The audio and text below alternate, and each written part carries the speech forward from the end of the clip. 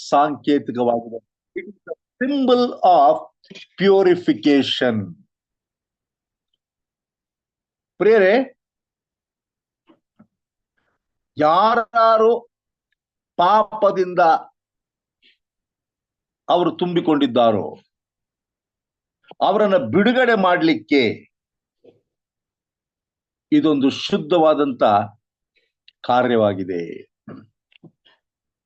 ದಾವೀದನೇ ಹೇಳುತ್ತಾನೆ, ಕೀರ್ತನೆಗಳು 51ನೇ ಅಧ್ಯಾಯ 7ನೇ ವಚನದಲ್ಲಿ, ತಾನು ವ್ಯಭಿಚಾರ ಎಂಬತಕ್ಕಂಥ ಪಾಪವನ್ನ ಮಾಡಿದಾಗ, ಕೊಲೆಯನ್ನ ಮಾಡಿದಾಗ ತನ್ನನ್ನ ತಾನೇ ಅರಿತುಕೊಂಡು ಈ ಕೀರ್ತನೆಯನ್ನು ಬರೆದಿದ್ದಾನೆ, ತಗ್ಗಿಸಿಕೊಂಡು ಕೀರ್ತನೆಯನ್ನು ಬರೆದಿದ್ದಾನೆ.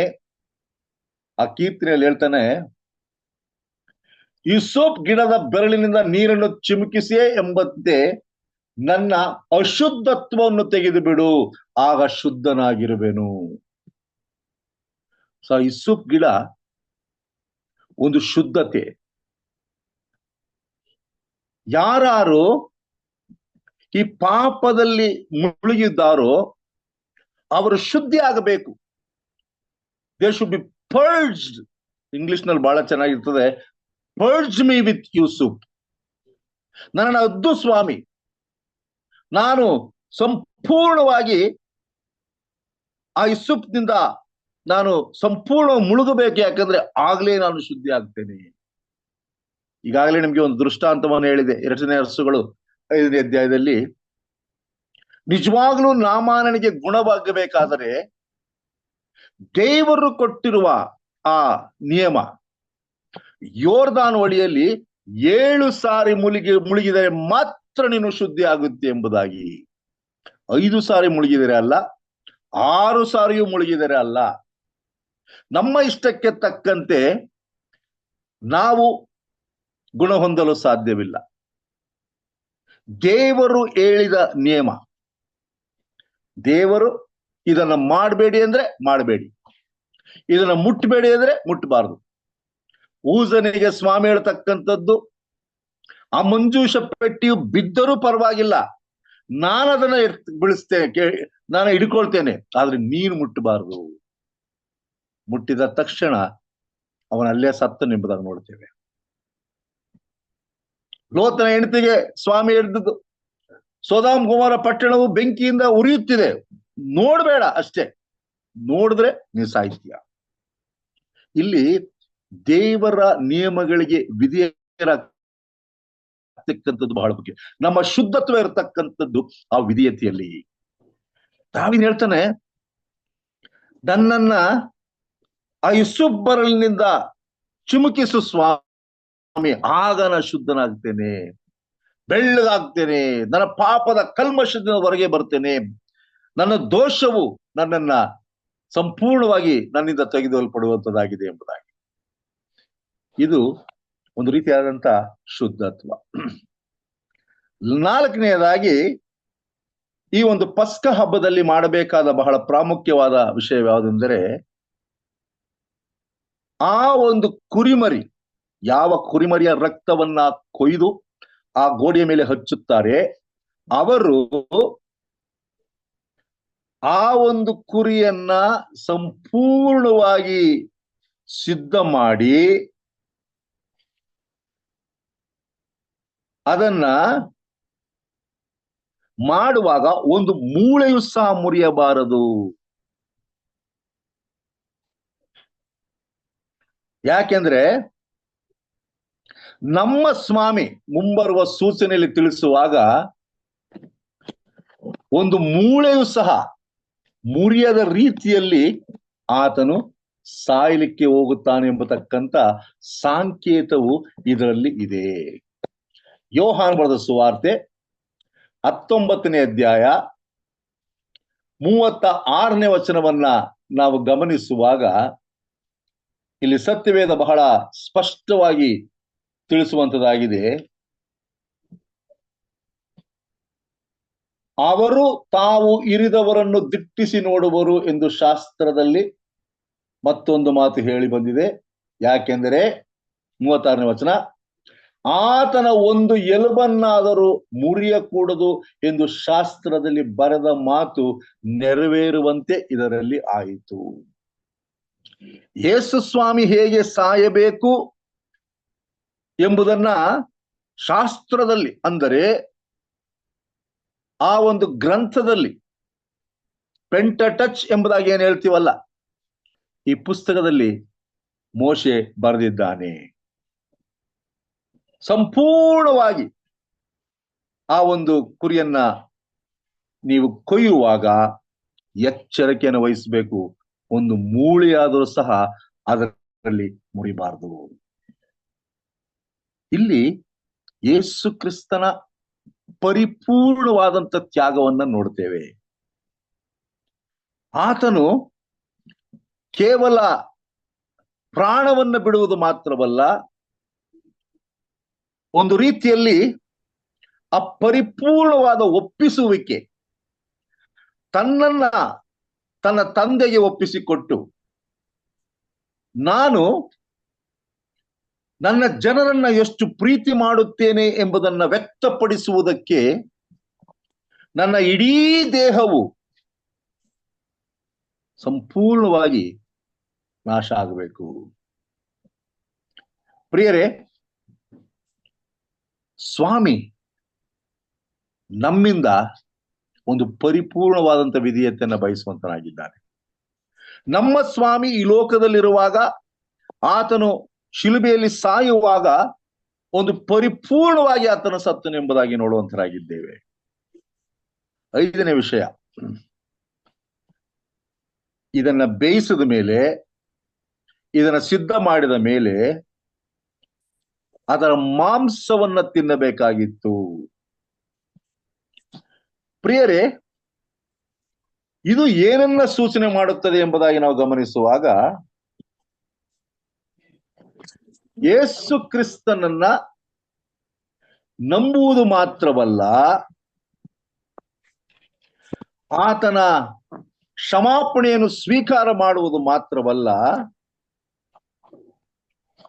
ಸಂಪೂರ್ಣವಾಗಿ ಆತನ ವಾಕ್ಯವನ್ನ ನೀವು ನಿಮ್ಮ ದೇಹಕ್ಕೆ ತೆಗೆದುಕೊಳ್ಳಬೇಕು. ಯೇಸು ಕ್ರಿಸ್ತನೇ ಸಾಂಕೇತಿಕವಾಗಿ ನಮಗೆ ಹೇಳಿದ್ದಾರೆ. ಯೋಹಾನ ಬರೆದ ಸುವಾರ್ತೆ 6ನೇ ಅಧ್ಯಾಯ 53 ಮತ್ತು 54ನೇ ವಚನದಲ್ಲಿ ಹೀಗೆ ಓದುತ್ತೇವೆ. ಯೇಸು ಅವರಿಗೆ, ನಿಮಗೆ ನಿಜ ನಿಜವಾಗಿ ಹೇಳುತ್ತೇನೆ, ನೀವು ಮನುಷ್ಯ ಕುಮಾರನ ಮಾಂಸವನ್ನು ತಿನ್ನದೆ ಅವನ ರಕ್ತವನ್ನು ಕುಡಿಯದೆ ಹೋದರೆ ನಿಮ್ಮೊಳಗೆ ಜೀವವಿಲ್ಲ. ನನ್ನ ಮಾಂಸವನ್ನು ತಿಂದು ನನ್ನ ರಕ್ತವನ್ನು ಕುಡಿಯುವವನು ನಿತ್ಯ ಜೀವವನ್ನು ಹೊಂದಿದ್ದಾನೆ ಮತ್ತು ನಾನು ಅವನನ್ನು ಕಡೇ ದಿನದಲ್ಲಿ ಎಬ್ಬಿಸುವೆನು.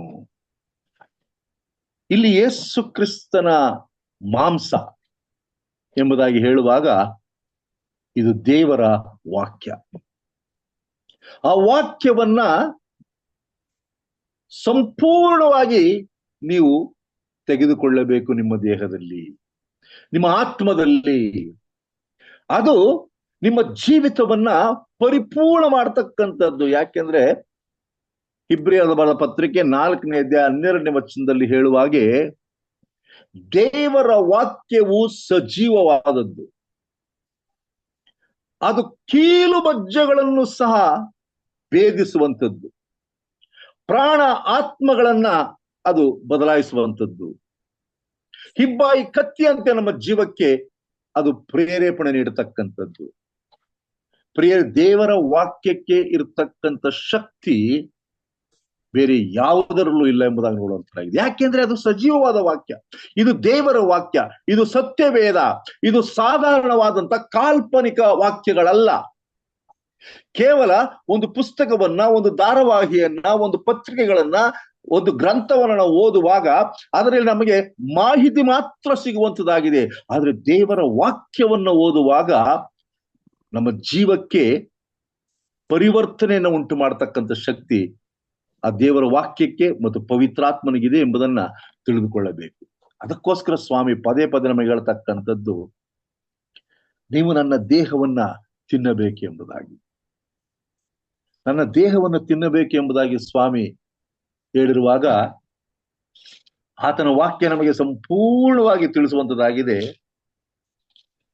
ಯೋಹಾನ ಬರೆದ ಸುವಾರ್ತೆಯ 1ನೇ ಅಧ್ಯಾಯ 1-3 ವಚನಗಳಲ್ಲಿ, ಆದಿಯಲ್ಲಿ ವಾಕ್ಯವಿತ್ತು, ಆ ವಾಕ್ಯವು ದೇವರ ಬಳಿಯಲ್ಲಿತ್ತು, ಆ ವಾಕ್ಯವು ದೇವರಾಗಿತ್ತು, ಆ ವಾಕ್ಯವೆಂಬವನು ಆದಿಯಲ್ಲಿ ದೇವರ ಬಳಿಯಲ್ಲಿದ್ದನು, ಆತನ ಮೂಲಕವಾಗಿ ಸಮಸ್ತ ಉಂಟಾಯಿತು, ಉಂಟಾಗಿರುವ ವಸ್ತುಗಳಲ್ಲಿ ಆತನಲ್ಲಿ ಒಂದಾದರೂ ಉಂಟಾಗಲಿಲ್ಲ, ಆತನಲ್ಲಿ ಜೀವವಿತ್ತು, ಆ ಜೀವವು ಮನುಷ್ಯರಿಗೆ ಬೆಳಕಾಗಿತ್ತು, ಆ ಬೆಳಕು ಕತ್ತಲಲ್ಲಿ ಪ್ರಕಾಶಿಸುತ್ತದೆ, ಕತ್ತಲು ಅದನ್ನು ಮುಸುಕಲಿಲ್ಲ.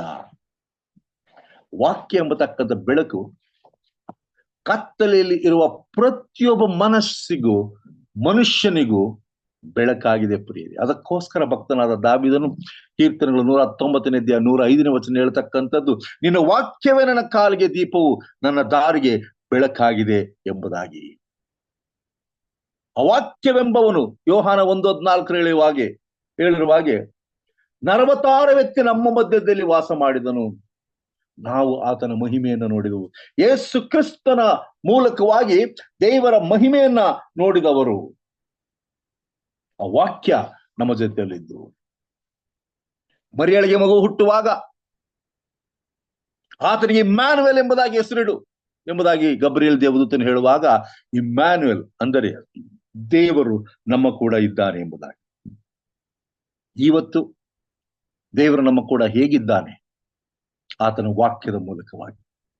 ಯಾರು ಈ ವಾಕ್ಯವನ್ನ ಗಂಭೀರವಾಗಿ ಓದ್ತಾರೆ, ತಮ್ಮ ಜೀವಿತಕ್ಕೆ ಒಂದು ಪರಿವರ್ತನೆ ಬರಬೇಕು, ಬದಲಾವಣೆ ಬರಬೇಕು ಎಂಬುದಾಗಿ ಉದ್ದೇಶದಿಂದ ಓದ್ತಾರೆ, ಅವರಿಗೆ ಈ ವಾಕ್ಯ ಸಜೀವವಾಗುತ್ತದೆ. ಕೇವಲ ಮಾಹಿತಿಗೋಸ್ಕರ ಓದಿದ್ರೆ, ಏನೋ ಒಂದು ನಾನು ತಿಳ್ಕೊಳ್ಬೇಕು, ಇದನ್ನ ಅರ್ಥ ಮಾಡ್ಕೊಳ್ಬೇಕು ಎಂಬುದಾಗಿ ಓದಿದರೆ ಅದು ನಮ್ಮ ಜೀವನಕ್ಕೆ ಪರಿವರ್ತನೆನ ಬರುವುದಿಲ್ಲ. ಮುಂದೆ 6ನೇ ವಿಷಯವನ್ನ ಗಮನಿಸುವಾಗ, ಈ ಒಂದು ಕುರಿಮರಿಯ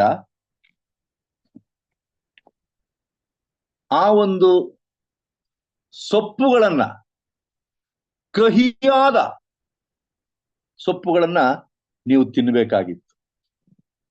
ಯಾಕೆಂದ್ರೆ ಇದು ಐಗುಪ್ತ ದೇಶದಲ್ಲಿ ನೀವಿದ್ದ ಆ ಕಹಿ ಘಟನೆಯನ್ನ ಜ್ಞಾಪಿಸುವಂತದ್ದಾಗಿದೆ. 430 ವರ್ಷಗಳು ನೀವು ಪಟ್ಟಂತ ಕಷ್ಟ, ನೋವು, ಇವೆಲ್ಲವನ್ನ ನೀವು ಜ್ಞಾಪಕದಲ್ಲಿಟ್ಟುಕೊಳ್ಳಬೇಕು. ಸ್ವಾಮಿ ನಮ್ಮನ್ನ ಬಿಡುಗಡೆ ಮಾಡಿದ್ದಾನೆ ಎಂಬುದನ್ನ ನೀವು ಯಾವತ್ತೂ ಸಹ ಮರಿಬಾರದು. ನಾವು ಕ್ರಿಸ್ತನ ವಾಕ್ಯದಿಂದ ನಮ್ಮನ್ನ ಸಂಪೂರ್ಣವಾಗಿ ಉಣಬಡಿಸುವಾಗ ದೀನತೆಯಿಂದ, ನಮ್ರತೆಯಿಂದ ನಾವು ಅದನ್ನ ಕಲಿಬೇಕಾಗಿದೆ. ಯಾಕೆಂದ್ರೆ ನಾವು ಪಾಪಿಗಳು. ಪಾಪದಲ್ಲಿರುವ ಪ್ರತಿಯೊಬ್ಬನು ಸಹ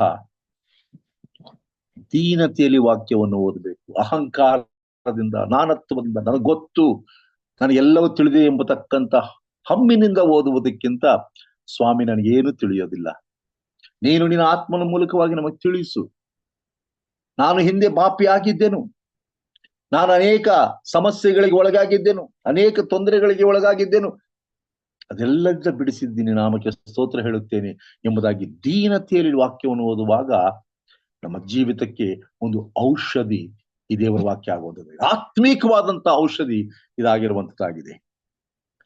ಕೊನೆಯದಾಗಿ 7ನೇ ವಿಷಯವನ್ನು ನಾವು ಗಮನಿಸುವಾಗ, ಇದರಲ್ಲಿ ಉಳಿಯಿಲ್ಲದ ರೊಟ್ಟಿ ಬಹಳ ಪ್ರಾಮುಖ್ಯತೆಯನ್ನು ವಹಿಸುವಂತದ್ದಾಗಿದೆ. ಉಳಿ ಎಂಬತಕ್ಕಂಥದ್ದು ಪಾಪಕ್ಕೆ ಹೋಲಿಸಲ್ಪಟ್ಟಿದೆ. ಹಾಗಿರುವಲ್ಲಿ ಆ 7 ದಿವಸ ಪಸ್ಕದ ಆಚರಣೆಯನ್ನ ನೀವು ಮಾಡುವಾಗ, ಆ ಪಸ್ಕದ ಆಚರಣೆಯಲ್ಲಿ ಯಾರು ಸಹ ಉಳಿಯಿರುವ ರೊಟ್ಟಿಯನ್ನ ತಿನ್ನಬಾರದು, ಉಳಿ ಇಲ್ಲದ ರೊಟ್ಟಿಯನ್ನ ತಿನ್ನಬೇಕು. ಯಾಕೆಂದರೆ ನಮ್ಮ ಸ್ವಾಮಿ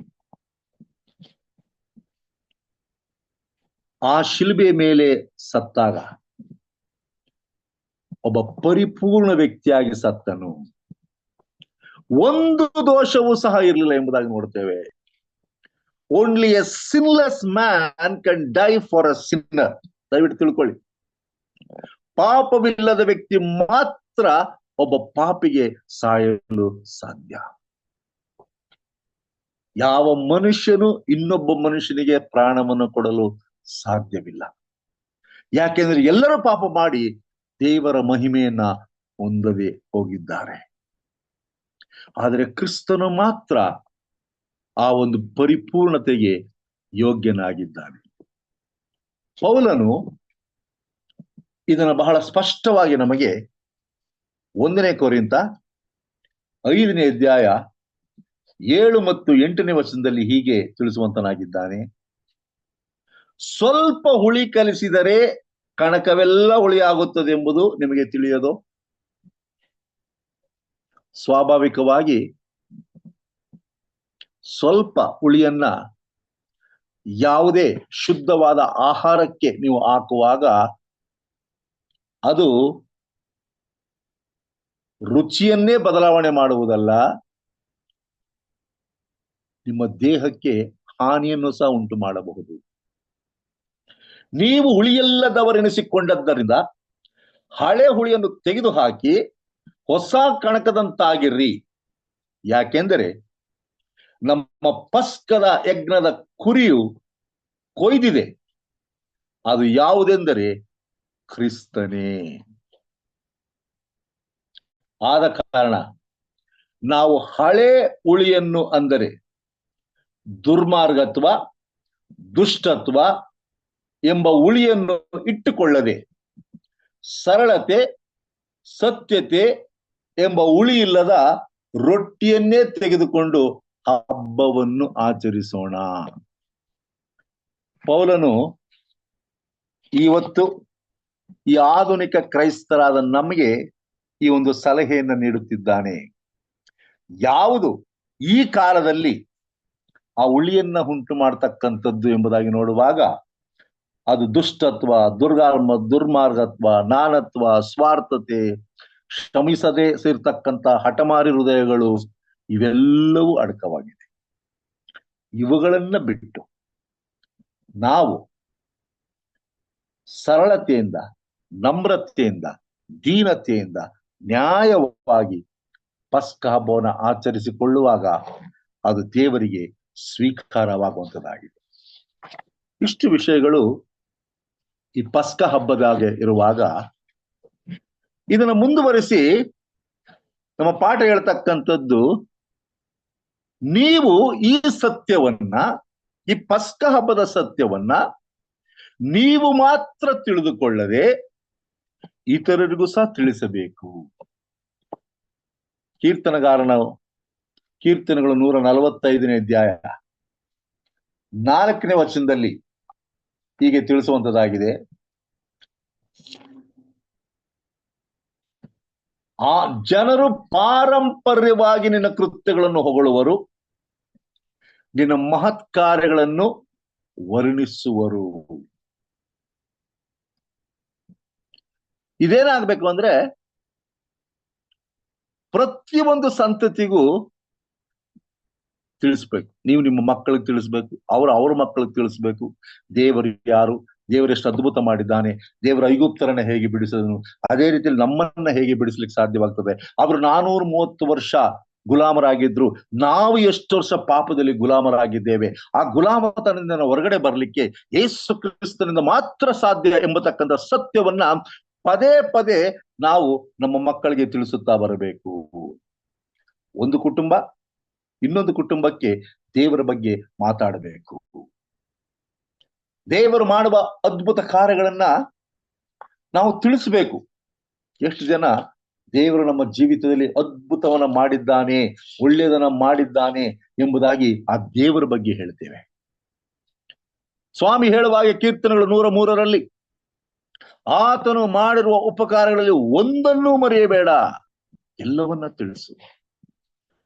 ಅರಸನಾದ ಹಿಜ್ಕೀಯನು 2ನೇ ವರ್ಷಗಳು 20ನೇ ಅಧ್ಯಾಯದಲ್ಲಿ ತಿಳಿಸುವಾಗ, ದೇವರು ಅದ್ಭುತವಾಗಿ ಆತನನ್ನು ಗುಣಪಡಿಸಿ ಮರಣಕರವಾದ ವ್ಯಾಧಿಯಿಂದ ಆತನನ್ನು ಬಿಡಿಸಿ 15 ವರ್ಷದ ದೀರ್ಘಾಯುಷ್ಯನ ಅವನಿಗೆ ಕೊಟ್ಟದ್ದ ನಿಮಿತ್ತವಾಗಿ ಅದಕ್ಕೆ ಕೃತಜ್ಞತನಾಗದೆ ದೇವರಿಗೆ ವಿರೋಧವಾಗಿ ಯೆರೂಸಲೇಮಿನಲ್ಲಿ ಇರತಕ್ಕಂತ ಎಲ್ಲವನ್ನೂ ಸಹ ರಹಸ್ಯವನ್ನು ಬ್ಯಾಬಿಲೋನ್ ದೇಶಕ್ಕೆ ತಿಳಿಸಿಕೊಟ್ಟರು. ಆ ಒಂದು ಕ್ಷಣವನ್ನು, ಒಂದು ಸಮಯವನ್ನು ನನ್ನ ದೇವರು, ಪರಲೋಕದ ದೇವರು ನನಗೆ ಎಷ್ಟು ಒಳ್ಳೆಯದನ್ನು ಮಾಡಿದ್ದಾನೆ, ನನ್ನನ್ನು ಹೇಗೆ ಗುಣಪಡಿಸಿದ್ದಾನೆ, ನಾನು ಎಷ್ಟು ಕಷ್ಟಪಡ್ತಾ ಇದ್ದೆ, ಅದ್ಭುತವಾದ ದೇವರು ನನಗೆ ಇದ್ದಾರೆ ಎಂಬುದಕ್ಕಿಂತದ್ದಾಗಿ ಆ ದೇವರ ಬಗ್ಗೆ ಆತನು ಮಹಿಮೆ ಪಡಿಸುವುದನ್ನು ಬಿಟ್ಟು ತನ್ನ ಅರಮನೆಯನ್ನ, ತನ್ನ ಆಸ್ತಿಯನ್ನ, ತನ್ನ ಬೆಳ್ಳಿ ಬಂಗಾರವನ್ನ ಎಲ್ಲವನ್ನ ತೋರಿಸಿಕೊಟ್ಟನು. ಪ್ರವಾದಿ ಯೆಶಾಯನು ಬರುವಾಗ ಹೇಳುವಂತನಾಗಿದ್ದಾನೆ, ಹಿಜ್ಕೀಯನೇ ನೀನ್ ಏನ್ ಮಾಡಿದೆ ಎಂಬುದಾಗಿ ಹೇಳುವಾಗ ಹಿಜ್ಕೀಯನು ಹೇಳ್ತಾನೆ, ದೂರ ದೇಶದಿಂದ ಬಂದಂತ ಈ ವ್ಯಕ್ತಿಗಳು, ಅವರಿಗೆ ನನ್ನ ಅರಮನೆಯನ್ನು ತೋರಿಸ್ಕೊಟ್ಟೆ, ಏನೆಲ್ಲ ತೋರಿಸಿದ್ಯಾ ಇವ್ರಿಗೆ ಎಂಬುದಾಗಿ ಹೇಳುವಾಗ ಅವ್ರು ಹೇಳ್ತಕ್ಕಂಥದ್ದು, ಅವರು ನೋಡದೇ ಇರತಕ್ಕಂತ ಒಂದು ಸಹ ಇಲ್ಲ ಎಂಬುದಾಗಿ. ಆಗ ಯೆಶಾಯನು ಹೇಳ್ತಾನೆ, ಎಂತ ಮೂರ್ಖ ನೀನು, ದೇವರಿಗೆ ವಿರೋಧವಾಗಿ ನಡೆದುಕೊಂಡಿದ್ದೀಯಾ.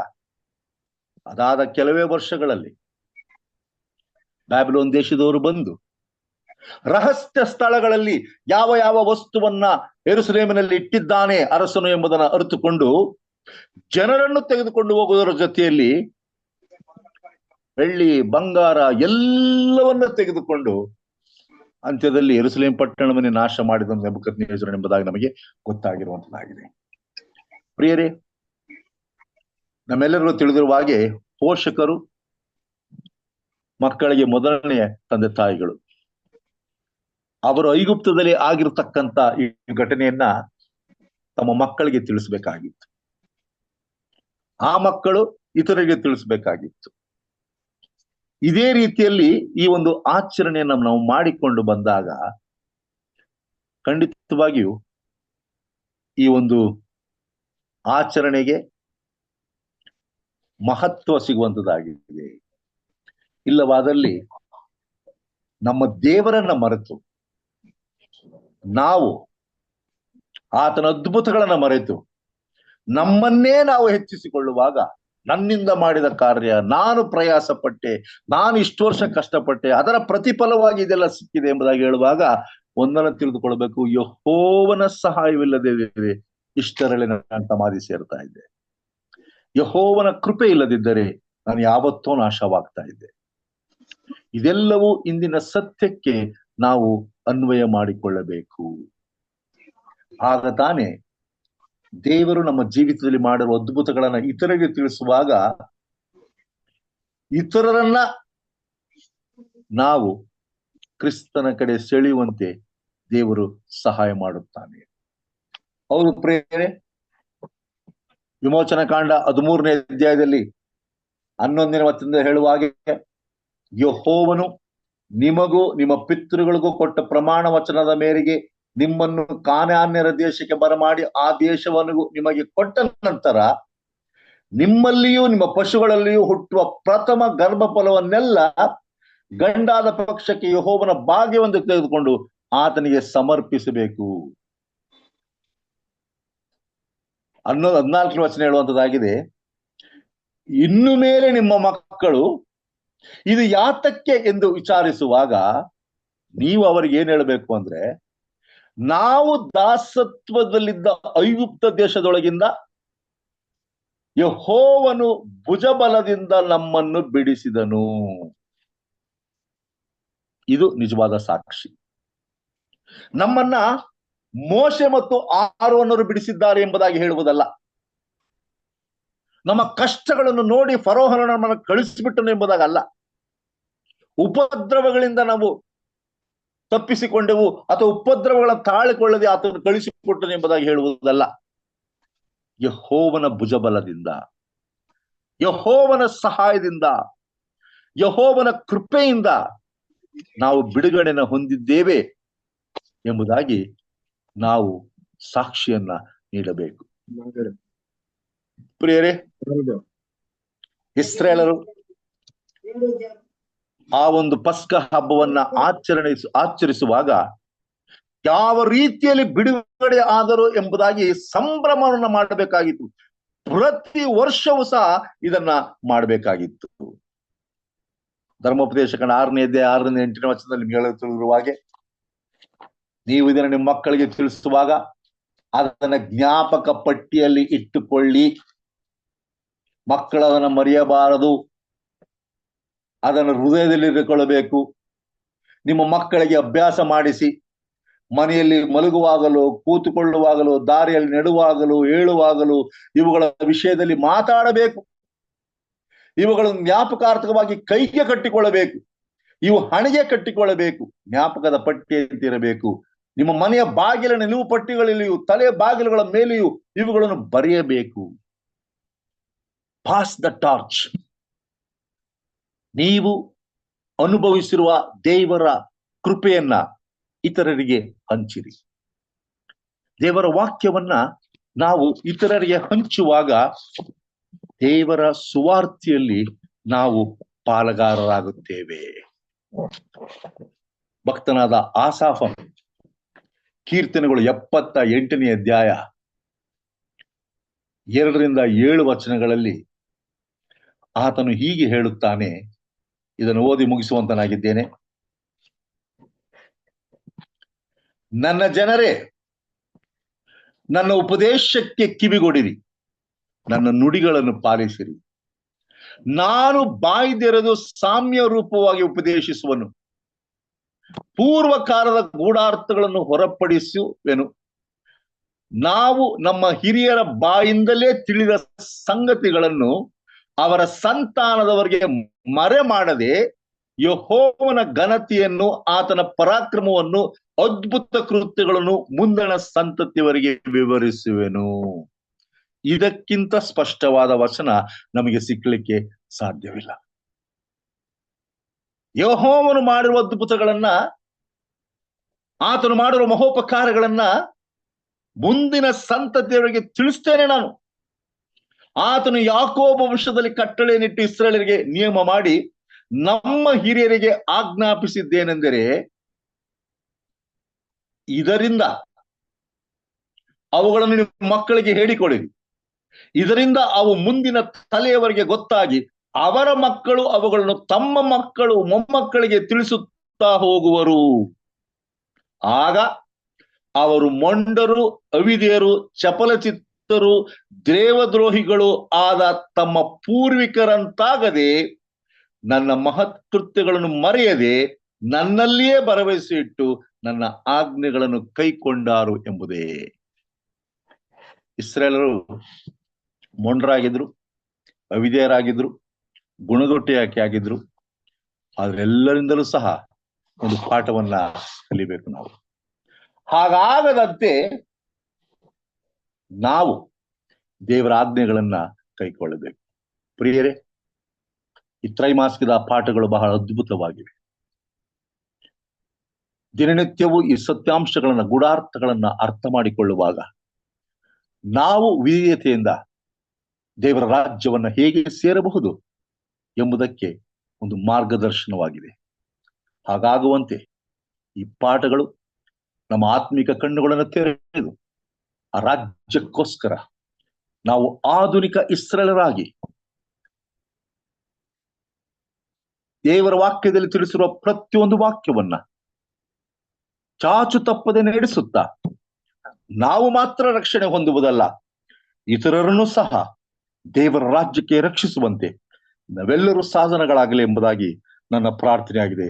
ದೇವರು ನಮ್ಮೆಲ್ಲರನ್ನ ಆಶೀರ್ವದಿಸಲಿ. God bless you all. Sabbath ಪಾಠವನ್ನ ಸವಿವರವಾಗಿ ಅರ್ಥಗರ್ಭಿತವಾಗಿ ತಿಳಿಸಿಕೊಟ್ಟಂತಹ ಹಿರಿಯ ಬೋಧಕರಾದ ಪ್ರಸನ್ನ ಕುಮಾರ್ ಅವರಿಗೆ ಪ್ರೀತಿಪೂರ್ವಕವಾಗಿ ಧನ್ಯವಾದಗಳನ್ನ ಸಲ್ಲಿಸುವಂತಹಳಾಗಿದ್ದೇನೆ. ಈ ಒಂದು ಸಮಯವು ಪ್ರಶ್ನೆಯನ್ನ ಕೇಳಬಹುದಾದಂತಹ ಒಂದು ಸಮಯವಾಗಿದೆ. ಏನಾದರೂ ಪ್ರಶ್ನೆಗಳಿರೋದಾದ್ರೆ ಈ ದಿನದ ಪಾಠಕ್ಕೆ ಸಂಬಂಧಪಟ್ಟಂತ ಪ್ರಶ್ನೆಗಳನ್ನ ತಾವು ಕೇಳಬಹುದು.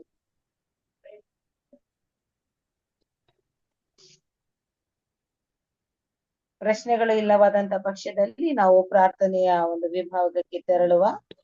ನಮ್ಮ ಜೊತೆಯಲ್ಲಿ ಸಹೋದರ ವಿಜಯ್ ಕುಮಾರ್ ಪಿ ಅವರು ಇದ್ದಾರೆ. ಅವರನ್ನ ನಮ್ಮ ಪ್ರಾರ್ಥನೆಯಲ್ಲಿ ಮುನ್ನಡೆಸಲು ವಿನಂತಿಸುತ್ತೇನೆ. ಯೇಸು ಸ್ವಾಮಿಯವರು ಕೂಡ ಆ ಜನರಿಗೆ ತಿಳಿಸ್ಲಿಕ್ಕೆ ಅದನ್ನ ಅವರು ಅದನ್ನ ಮಾಡಿದ್ದಾರೆ. ಅದು ನಮಗೆ ಉದಾಹರಣೆಯಾಗಿದೆ. ಯೇಸು ಸ್ವಾಮಿ ಅವ್ರು ಐಗುಪ್ತರಾದ್ಮೇಲೆ ಬಹಳ ವರ್ಷಗಳಾದ್ಮೇಲೆ ಯೇಸು ಸ್ವಾಮಿ ಹುಟ್ಟಿದ ಸಮಯದ ಅದನ್ನು ಮರಣದ ಸಮಯದಲ್ಲಿ ಈ ಪಾಸವರ ಹಬ್ಬವನ್ನು ಆಚರಣೆ ಮಾಡಿದ್ದಾನೆ. ಈಗ ಪಾಸ್ಟರ್ ಹೇಳಿದ ಹಾಗೆ ನೀವು ಅದನ್ನ ಜ್ಞಾಪಕದಲ್ಲಿಟ್ಟುಕೊಂಡು ನಿಮ್ಮ ಜನರೇಷನ್ಗೆ ಮಕ್ಕಳಿಂದ ಮೊಮ್ಮಕ್ಕಳಿಗೆ ಹೇಳಿರಿ ಎಂಬ ಒಂದು ಉದಾಹರಣೆಯನ್ನು ಯೇಸು ಸ್ವಾಮಿ ಅವರು ನಮಗೆ ಕಲಿಸಿಕೊಟ್ಟಿದ್ದಾರೆ. ಅದನ್ನು ನಾವು ಅವರು ಕೂಡ ಅದನ್ನು ಆಚರಿಸುವಂತದ್ದು ಒಂದು ನಮಗೆ ಉದಾಹರಣೆಯಾಗಿದೆ.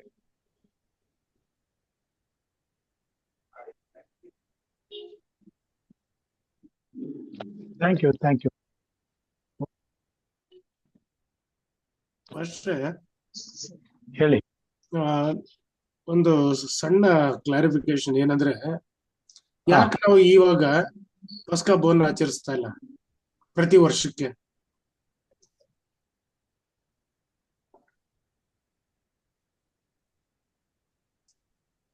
ಹೇಳ್ಬೋದಾ ಸರ್? ಹೇಳಿ. ಪಸ್ಕಾ ಹಬ್ಬ ಅದು ಬಂದು 430 ವರ್ಷ ಗುಲಾಮರಾಗಿ ಇಸ್ರಾಯೇಲ್ ಇದ್ದದ್ದು ನಡೆದವರಲ್ಲಿ ಆ ಗುಲಾಮತ್ವದಿಂದ ಬಿಡುಗಡೆ ಆಗುವ ದಿನದಲ್ಲಿ ಅವರಿಗೆ ಅಲ್ಲಿಂದ ಹೊರಡಾಗ ಅವರು ಪಸ್ಕಾ ಹಬ್ಬನ ಆಚರಿಸ್ತಾರೆ. ಆ ಪಸ್ಕಾ ಹಬ್ಬದಲ್ಲಿ ಏನಾಗುತ್ತೆ ಅಂದ್ರೆ ಅವರ ಗುಲಾಮತ್ವ ಬಿಡುಗಡೆ ಆಗುವ ಒಂದು ಸೂಚನೆಯನ್ನ, ಅದೊಂದು ಚಿಹ್ನೆಯನ್ನ ಪಸ್ಕಾ ಹಬ್ಬದಲ್ಲಿ ಸೂಚಿಸ್ತೇವೆ. ಅದು ಕುರಿಮರಿ, ಅದು ತರ ಒಂದು ಶುದ್ಧವಾದ ಕುರಿಮರ ಕುಯ್ದು ಅದನ್ನ ಸುಟ್ಟು ಆ ಕುರಿಮರವನ್ನು ಚೂರು ಬಿಡದೇನೆ ಎಲ್ಲವನ್ನು ತಿನ್ಬೇಕು. ಈ ರೀತಿಯಾದ ಒಂದು ನಿಯಮಗಳನ್ನು ಅದಕ್ಕೆ ಹಾಕಿದ್ರೆ ಯೇಸು ಕ್ರಿಸ್ತನು ಮುಂದೆ ಇಡೀ ಲೋಕದ ಪಾಪಕ್ಕೆ ಪ್ರಾಯಶ್ಚಿತ್ತವಾಗಿ ಯಜ್ಞದ ಕುರಿಯಾಗಿ ತನ್ನ ಅರ್ಪಿಸಿದ್ರು. ಈತನು ಪಸ್ಕದ ಕುರಿಗೆ ಒಂದು ಸೂಚನೆಯಾಗಿತ್ತು ಅಷ್ಟೇ ವಿನಃ ಇವತ್ತು ನಾವು ಪಸ್ಕದ ಕುರಿ ಆಚರಿಸುವಂತ ಅಗತ್ಯ ಇಲ್ಲ.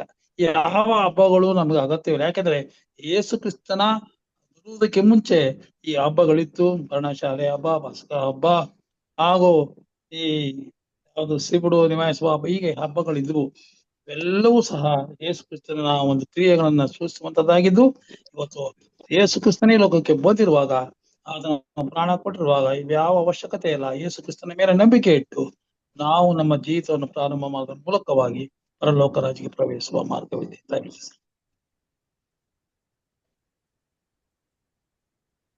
ಸಂಕ್ಷಿಪ್ತವಾಗಿ ಹೇಳಿ. ಪಸ್ಕ ಹಬ್ಬವನ್ನು ನಾವು ಆಚರಿಸ್ತಾನೆ ಇದ್ದೇವೆ, ಅದ್ರಲ್ಲಿ ಏನು ಅದು ತೊಂದರೆ ಇಲ್ಲ. ಇವಾಗ ಸ್ವಾಮಿ ಅದನ್ನ ಹೇಳಿದ ತಲಾಂತರಕ್ಕೂ ಇದನ್ನ ನೀವು ಆಚರಣೆ ಮಾಡಬೇಕು. ಮಕ್ಕಳು, ಮೊಮ್ಮಕ್ಕಳು ಎಲ್ಲರೂ ಆಚರಣೆ ಮಾಡಬೇಕಂತ ಹೇಳಕ ದೇವರು ಅದನ್ನ ತೆಗೆದು ಹಾಕಿಲ್ಲ.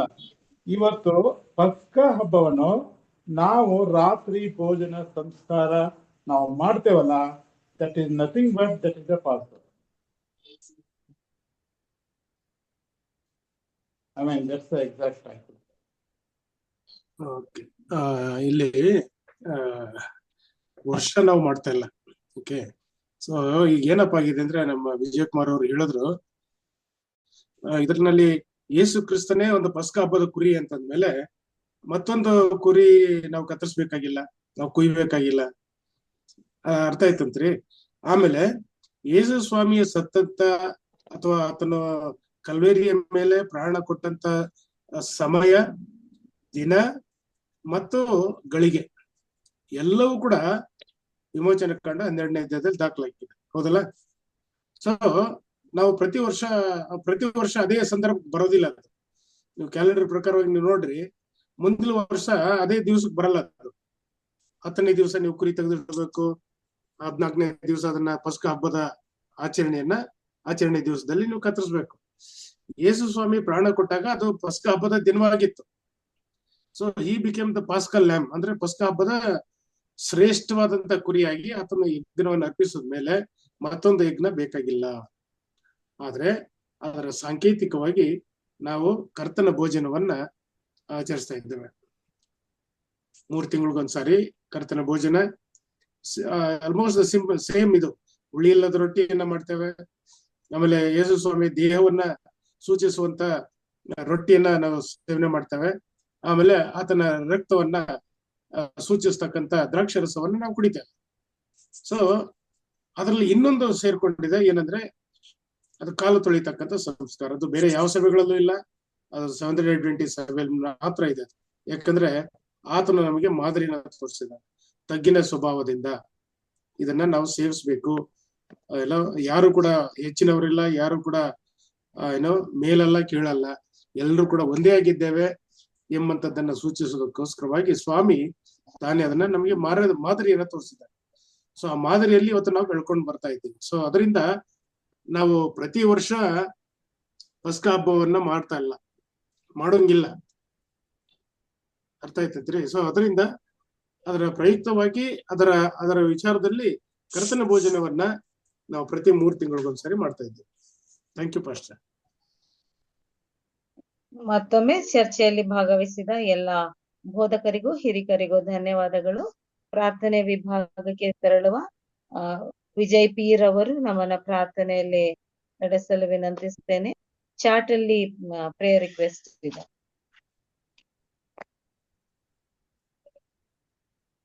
ಪ್ರಾರ್ಥನೆ ಮಾಡೋಣ. ನಮ್ಮನ್ನು ಬಹಳವಾಗಿ ಪ್ರೀತಿ ಮಾಡ್ತಕ್ಕಂಥ ಓ ಕರ್ತನಾದ ದೇವರೇ, ವಿಶ್ವದ ಒಡೆಯನೇ, ರಾಜಾದಿರಾಜನೇ, ಸ್ವಾಮಿ ನಮ್ಮನ್ನ ಈ ದಿನವೆಲ್ಲ ಆಶೀರ್ವದಿಸಿ ಕೊನೆಯದಾಗಿ ಈ ಒಂದು ಸಬ್ಬತ್ತಿನ ಸಬ್ಬತ್ ಶಾಲೆಯನ್ನ ಕಲ್ತುಕೊಳ್ಳಿಕ್ಕಾಗುವಂತೆ ನಮ್ಮನ್ನ ಇಲ್ಲಿ ಕರ್ಕೊಂಡದಕ್ಕಾಗಿ ನಾಮಕ್ಕೆ ಕೋಟಿ ಸಲ್ಲಿಸೋರಾಗಿದ್ದೇವೆ. ಸ್ವಾಮಿ ಅನೇಕ ಹಿರಿಯರು ಹಾಗೂ ಬೋಧಕರು ಹಾಗೂ ಲೀಡರ್ಸ್ಗಳು ಸ್ವಾಮಿ ಈ ಒಂದು ಕಾರ್ಯಕ್ರಮವನ್ನ ಆಯೋಜಿಸುತ್ತಾನೆ ಸ್ವಾಮಿ. ನಿನ್ನ ನಾಮಕ್ಕೆ ಮಹಿಮೆ ತರ್ತಕ್ಕಂಥ ಒಂದು ಕಾರ್ಯವನ್ನ ಮಾಡ್ತಕ್ಕಂಥದ್ದು ಬಹಳ ಪ್ರಾಮುಖ್ಯವಾಗಿರುತ್ತಾನೆ ಸ್ವಾಮಿ. ಈ ಒಂದು ಕಾರ್ಯಕ್ರಮದಲ್ಲಿ ಪಾಠ ಮಾಡಿದಂಥವ್ರಿಗೋಸ್ಕರ ಪ್ರಾರ್ಥಿಸ್ತೇವೆ. ಪಾಸ್ಟರ್ ಪ್ರಸನ್ನ ಪಾಸ್ಟರ್ ಮಗನ ಆಶ್ವಾಸಿ ಮಗನ ತಲಾಂತ ನಾವು ಇನ್ನೂ ಹೆಚ್ಚಾಗಿ ನಡೆಸ್ಕೊಡ್ಬೇಕೆಂಬ ಬೇಡ್ಕೊಳ್ತೇವೆ. ಮಗನ ಮಾಡ್ತಕ್ಕಂಥ ಪ್ರತಿಯೊಂದು ಯೋಜನೆಗಳಲ್ಲಿ ಬಲನಾಗಿದ್ದಿ ಅದೇ ತಾನೆ ಸ್ವಾಮಿ. ನಮ್ಮ ಪ್ರಿಯರಾದಂಥ ಅಂಕಲ್ ಎಸ್ ಸಾಲಮನ್ ಸರ್ ಅವ್ರಿಗೋಸ್ಕರ ಪ್ರಾರ್ಥಿಸ್ತೇನೆ ಸ್ವಾಮಿ. ಮಗನ ಆಶ್ವಾಸ ನಡೆಸುತ್ತಾನೆ ಸ್ವಾಮಿ. ಹಾಗೂ ಪಾಸ್ಟರ್ ರಾಜು ಅವ್ರಿಗೋಸ್ಕರ ಪ್ರಾರ್ಥಿಸ್ತೇನೆ ಸ್ವಾಮಿ. ಸ್ವಾಮಿ ಪ್ರಾಮುಖ್ಯವಾಗಿ ಈ ಒಂದು ಕೂಟಗಳನ್ನು ನಡೆಸಿಕೊಂಡು ಹೋಗ್ಲಿಕ್ಕೆ ಅತಿ ಉನ್ನತವಾದ ಪ್ರೇರಣೆಯಾಗಿ ನೀನು ನಡೆಸಬೇಕೆಂದ ಬೇಡ್ಕೊಳ್ತಿದ್ದೇನೆ ಸ್ವಾಮಿ. ಸ್ವಾಮಿ ಈ ಒಂದು ಸಂದರ್ಭದಲ್ಲಿ ನಮಗೆ ಒದಗಿ ಬಂದಿರತಕ್ಕಂಥ ಪ್ರತಿಯೊಂದು ಪ್ರಾರ್ಥನೆ ವಿಜ್ಞಾಪನೆಗೋಸ್ಕರ ಪ್ರಾರ್ಥಿಸ್ತೇನೆ. ಮಕ್ಕಳ ಜೊತೆ ನೀವು ಇರಬೇಕೆಂಬ ಬೇಡ್ಕೊಳ್ತೇವೆ ಸ್ವಾಮಿ. ಹಿರಿಯರಂತ ಲೋಕೇಶ್ ಹಾಗೂ ಅವರ ಆರೋಗ್ಯ ವಿಚಾರವಾಗಿ, ಅವರ ಕುಟುಂಬ ವಿಚಾರವಾಗಿ ಪ್ರಾರ್ಥಿಸ್ತೇವೆ ಸ್ವಾಮಿ. ಮಕ್ಕಳನ್ನ ಆಶ್ವಾಸ ನಡೆಸುತ್ತೇನೆ ಸ್ವಾಮಿ. ಮಕ್ಕಳು ಯಾವ ನೋವು ಸಂಕಟದಲ್ಲಿದ್ದರೂ ನಮಗೆ ತಿಳಿಯಲ್ತಾನೆ ಸ್ವಾಮಿ. ಅದೇ ಸ್ವಾಮಿ ನೀನು ಮಕ್ಕಳನ್ನ ಮುಟ್ಟಿ ನಡೆಸುತ್ತೇನೆ ಸ್ವಾಮಿ. ಅದೇ ಸ್ವಾಮಿ ಪ್ರಿನ್ಸಿ ಅವರ ಹೆಸರು ಪ್ರಾರ್ಥಿಸ್ತೇವೆ. ಮುನೀಶ್ ಅವ್ರ ಕುಟುಂಬಕ್ಕೋಸ್ಕರ ಪ್ರಾರ್ಥಿಸ್ತೇವೆ. ಅವರ ಆರೋಗ್ಯಕ್ಕೋಸ್ಕರ ಪ್ರಾರ್ಥಿಸ್ತೇವೆ ಸ್ವಾಮಿ. ಡಿ ಅವರ ಹೆಸರು ಪ್ರಾರ್ಥಿಸ್ತೇನೆ ಸ್ವಾಮಿ. ರೇಖಾ ಶ್ರೀಮುನಿ ಆಗುತ್ತಾನೆ ಸ್ವಾಮಿ. ಸವಿತಾ ಅವರ ಹೆಸರು ಪ್ರಾರ್ಥಿಸ್ತೇವೆ. ವಿಜಯ ಲಾರೆನ್ಸ್ ಅವರ ಹೆಸರು ಪ್ರಾರ್ಥಿಸ್ತೇವೆ ಸ್ವಾಮಿ. ಆಶೀಶ್ ಅವರ ಆರೋಗ್ಯಕ್ಕೋಸ್ಕರ ಪ್ರಾರ್ಥಿಸ್ತೇವೆ ಸ್ವಾಮಿ. ಸ್ವಾಮಿ ವಿಕ್ರಮ್ ಹಾಗೂ ವಿನಯ್ ಅವರು ಕೂಡ ಪ್ರಾರ್ಥಿಸ್ತೇವೆ ಸ್ವಾಮಿ. ಬೇಬಿ ಸುಮಾ ಅವ್ರಿಗೋಸ್ಕರ ಕೂಡ ಪ್ರಾರ್ಥಿಸ್ತೇವೆ ಸ್ವಾಮಿ. ಸ್ವಾಮಿ ಮಕ್ಕಳು ಎಲ್ಲರಿಗೂ ನೀನು ಆಶ್ವಾಸ ಬಲಪಡಿಸು ಜ್ಞಾನ ಕೊಡ್ತೀನಿ ಸ್ವಾಮಿ. ಸ್ವಾಮಿ ನಾವು ಇವ್ರಿಗೆ ಪ್ರಾರ್ಥನೆ ಮಾಡಿರ್ತಕ್ಕಂಥ ಯೋಗ್ಯತೆ ನಮ್ಗೆ ಇದೆಯೋ ಇಲ್ಲೋ ಗೊತ್ತಿಲ್ಲ ಸ್ವಾಮಿ. ಯಾಕಂದ್ರೆ ನಾವು ಪಾಪಿಗಳಾಗಿದ್ದೇವೆ, ಅಯೋಗ್ಯರಾಗಿದ್ದೇವೆ ಸ್ವಾಮಿ. ನಿನ್ನ ರಕ್ತದ ಮೂಲಕ ನಮ್ಮ ಪಾಪಗಳನ್ನು ತೊಳಿತಾನೆ ಸ್ವಾಮಿ. ಸ್ವಾಮಿ ನಮ್ಮ ಪಾಪದ ಒಂದು ದೆಸೆಯಿಂದ ಸ್ವಾಮಿ ಈ ಪ್ರಾರ್ಥನೆಯನ್ನ ನೀವು ಉತ್ತರಿಸದೆ ಹೋಗ್ಬಿಟ್ಟಿರ್ತಾನೆ ಸ್ವಾಮಿ. ದಯವಿಟ್ಟು ಈ ಪ್ರಾರ್ಥನೆ ವಿಜ್ಞಾಪನೆಗಳನ್ನ ನಿಮ್ಮ ಕಾಲಿನ ಬಳಿ ತಂದಿರುವಾಗ ಸ್ವಾಮಿ ಈ ಪ್ರಾರ್ಥನೆ ಎಲ್ಲವೂ ಕೂಡ ನೀವು ಆಶೀರ್ವದಿಸುತ್ತೇನೆ ಸ್ವಾಮಿ. ಈ ಒಂದು ವಿಜ್ಞಾಪನೆಗಳಿಗೆ ಸದುತ್ರವನ್ನ ದಯಪಾಲಿಸಬೇಕೆಂಬ ಬೇಡ್ಕೊಳ್ತಿರ್ತಾನೆ ಸ್ವಾಮಿ. ಸ್ವಾಮಿ ಈ ಒಂದು ಸಂದರ್ಭದಲ್ಲಿ ಈ ಒಂದು ಕುಟುಂಬ ಎಲ್ಲ ಕುಟುಂಬಗಳಿಗೂ ಸ್ವಾಮಿ ಸೇರಿರ್ತಕ್ಕಂಥ ಎಲ್ಲ ಕುಟುಂಬಗಳಿಗೋಸ್ಕರ ಪ್ರಾರ್ಥಿಸ್ತೇನೆ. ಮಕ್ಕಳ ಉನ್ನತ ಆಶೀರ್ವದಿಸಿ ನಡೆಸ್ತಾ ಬರ್ಬೇಕೆಂದು ಪ್ರಭು ಯೇಸು ಕ್ರಿಸ್ತ ಹೆಸರಿನಲ್ಲಿ ಎತ್ತೀವಿ. ನೀವು ತಾಳ್ಮೆ ದೀನನಾಗಿ ಬೆಳೆ ಬಂದಿದ್ದ ಸ್ವಾಮಿ. ಆಮೇನ್. ಪರಲೋಕದಲ್ಲಿರುವ ನಮ್ಮ ತಂದೆಯೇ, ನಿಮ್ಮ ನಾಮವು ಪರಿಶುದ್ಧವೆಂದು ಎಣಿಸಲ್ಪಡಲಿ. ನಿಮ್ಮ ರಾಜ್ಯವು ಬರಲಿ. ನಿಮ್ಮ ಚಿತ್ತವು ಪರಲೋಕದಲ್ಲಿ ನೆರವೇರುವ ಪ್ರಕಾರ ಭೂಲೋಕದಲ್ಲಿಯೂ ನೆರವೇರಲಿ. ನಮ್ಮ ಅನುದಿನದ ಆಹಾರವನ್ನು ಈ ಹೊತ್ತು ದಯಪಾಲಿಸಿ. ನಮಗೆ ತಪ್ಪು ಮಾಡಿದವರನ್ನು ನಾವು ಕ್ಷಮಿಸಿದಂತೆ ನಮ್ಮ ತಪ್ಪುಗಳನ್ನು ಕ್ಷಮಿಸಿ. ನಮ್ಮನ್ನು ಶೋಧನೆಗಳಿಗೆ ಸೇರಿಸದೆ ಕೇಡಿನಿಂದ ತಪ್ಪಿಸಿ. ಏಕೆಂದರೆ ರಾಜ್ಯವು ಬಲವು ಮಹಿಮೆಯು ಸದಾಕಾಲವು ನಿಮ್ಮದೇ ಸ್ವಾಮಿ. ಆಮೇನ್. ಆಮೆನ್.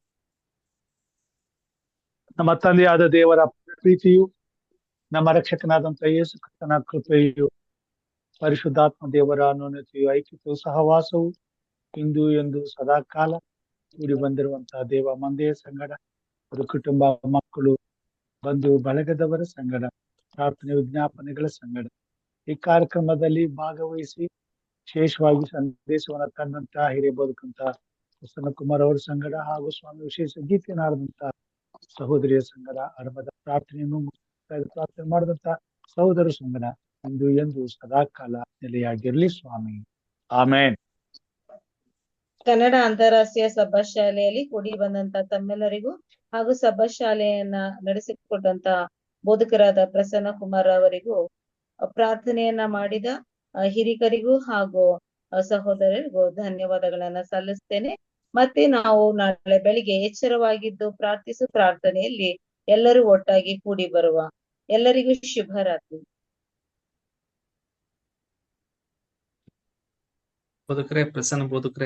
ಪ್ರಸನ್ನ ಕುಮಾರ್ ಬೋಧಕರೇ ಧನ್ಯವಾದ.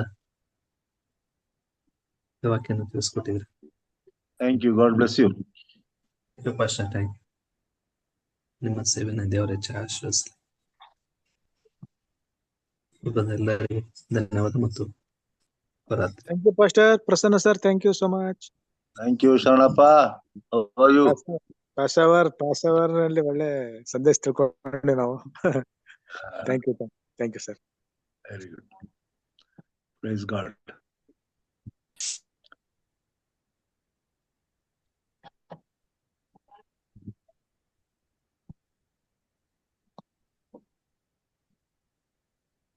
Thank you. ಎಲ್ಲರಿಗೂ ಶುಭವಾಗಲಿ. ಶುಭರಾತ್ರಿ.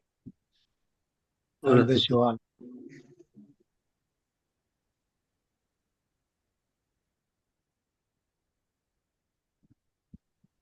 ವಂದನೆಗಳೊಂದಿಗೆ ಮುಕ್ತಾಯ ಮಾಡ್ತೇನೆ. ಕರ್ತನು ನಮ್ಮನ್ನು ಆಶೀರ್ವಾದ ಮಾಡಿ.